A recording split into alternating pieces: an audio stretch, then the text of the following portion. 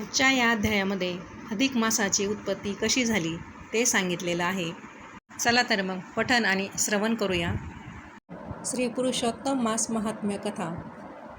ऋषी म्हणतात, हे सुता, नरसखा नारायणाने नारदाला जी कथा सांगितली तीच तुम्हाला मी इथं सांगतो. सूत म्हणतात, नारायण नारदाशी जे बोलले ते रम्य भाषण जसे मी ऐकले तसेच तुम्हाला सांगतो, तुम्ही श्रवण करा.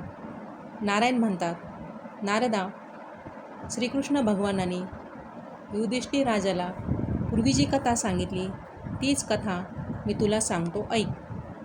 एके वेळी धर्मपारायण अशा युधिष्ठिर राजाला कपट दुर्योधनाने धृतराष्ट्रपुत्रांनी दूतात पराजित केले. तेव्हा पतिव्रता धर्मपारायण अग्नीपासून उत्पन्न झालेली द्रौपदीला दुःशासनाने केश धरून सर्वांसमक्ष सभेत ओढत आणले व तिची वस्त्र हरण केली. पण त्यावेळी श्रीकृष्णाने तिचे त्या संकटापासून संरक्षण केले. पुढं पांडवांनी राजाचा त्याग करून काम्यक वनात प्रवेश केला. अत्यंत क्लेश पावलेले पांडव जटा धारण करून आणि अरण्यातील फळावर निर्वाह करत अरण्यातील हत्तीप्रमाणे त्या काम्यक वनात राहिले. पुढे अशा दुःखित झालेल्या पांडवांना भेटण्यासाठी देवकीसूत श्रीकृष्ण भगवान ऋषींबरोबर काम्यक वनात आले.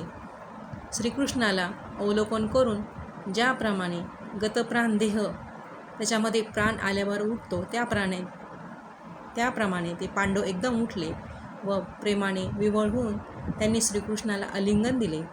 नकुल व सहदेव यांनी मोठ्या भक्तीने श्रीकृष्णांच्या चरणावर मस्तक ठेवले.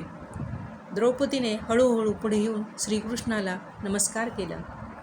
ज्यांनी कृष्णाजींनी पांघरलेली आहेत, ज्यांचे शरीर धुळीने मलिन झाले आहे, ज्यांच्या डोक्यावरील केस विखुरलेले आहेत, अशा दुःखित पांडवांना व तशा तऱ्हेने दुःखित झालेल्या नाजूक द्रौपदीला कृष्णांनी पाहिले. तेव्हा तिचे अति उग्र दुःख पाहून श्रीकृष्णाला अतिशय क्लेश झाले. दुर्योधनादिकांनी पांडवांची अशी केलेली स्थिती पाहून क्रोधाग्नीने त्यांचे भस्म करण्याकरता विश्वव्यापी भगवान श्रीकृष्ण अतिशय संतप्त झाले. त्या संतापाने कृष्णाच्या भुवया चढून नेत्र वक्र झाले.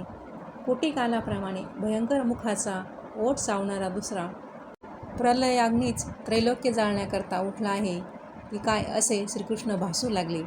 ज्याप्रमाणे प्रत्यक्ष दशरथी राम सीतावियोगाने संतप्त झाले होते तसे श्रीकृष्ण दिसू लागले. अशा श्रीकृष्णाला पाहून वीर अर्जुन थरथर कापू लागला. धर्म, द्रौपदी व इतर पांडव यांनी प्रेरित केल्यावर अर्जुन भीतीने उठून उभा राहून व हात जोडून श्रीकृष्णाची प्रार्थना करू लागला.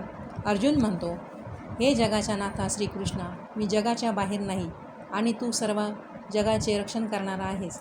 तर हे प्रभो, माझे रक्षण तुम्ही कसे करीत नाही?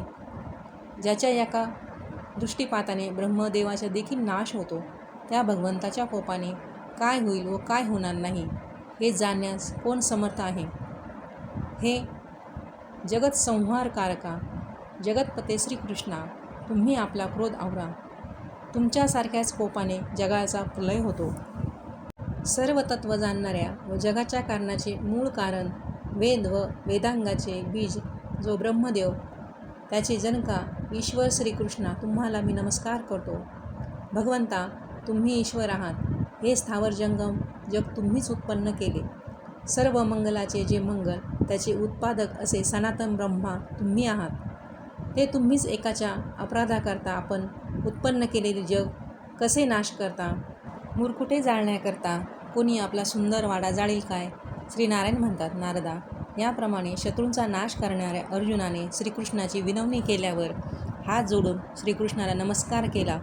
सूत म्हणतात, ऋषी हो, याप्रमाणे अर्जुनाचे भाषण ऐकून भगवान श्रीकृष्ण क्रोध गिळून चंद्राप्रमाणे शांत झाले. अशा शांत झाल्या श्रीकृष्णाला पाहिल्यावर सर्व पांडव स्वस्थ झाले.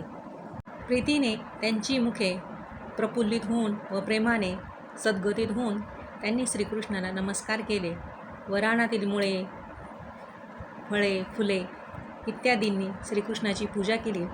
नारायण म्हणतात, नारदा, शरणागताचे रक्षण करणारा भक्तवत्सल श्रीकृष्ण प्रसन्न झाला आहे असे जाणून तुम्ही ज्याप्रमाणे मला प्रश्न केला त्याचप्रमाणे मोठ्या प्रेमाने सद्गतीत होऊन विनयाने नम्र होऊन व हात जोडून वारंवार नमस्कार करत अर्जुनाने श्रीकृष्णाला प्रश्न केला. अर्जुनाचा प्रश्न ऐकून वक्त्यामध्ये श्रेष्ठ असे भगवान श्रीकृष्ण एक क्षणभर मनात विचार करून सर्व पांडव व सती द्रौपदी यांना आश्वासन देऊन पांडवांना हितकारक असे भाषण बोलू लागले. श्रीकृष्ण म्हणतात, हे भाग्यवान राजा अर्जुना, तू माझे भाषण ऐक.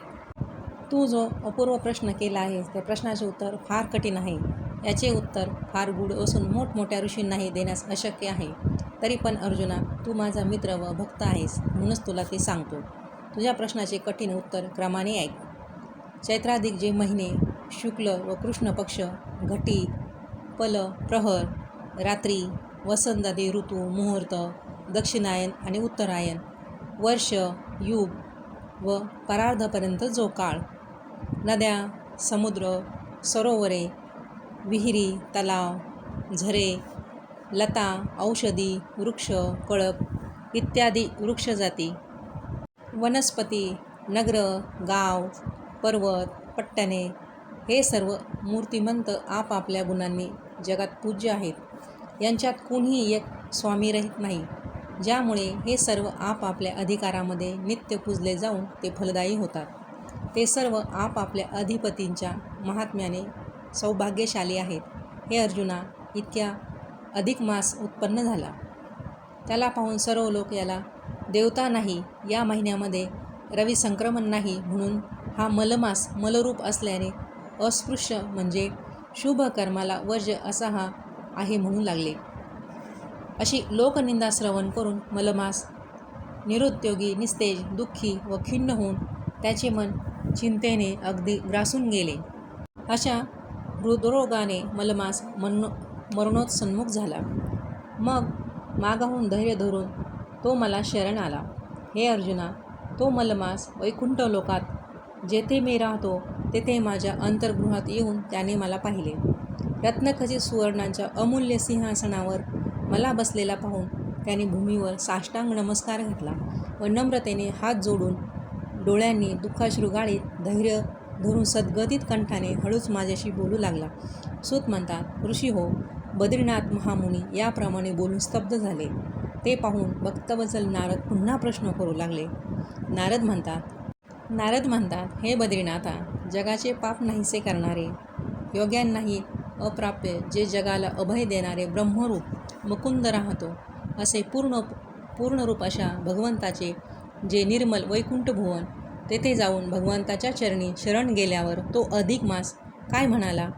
इति बृहन्नारदीय पुराणे पुरुषोत्तम महात्म्ये अधिक मासस्य वैकुंठ प्रापन्नम नाम तृतीय अध्याय. अध्याय 3 संपूर्ण.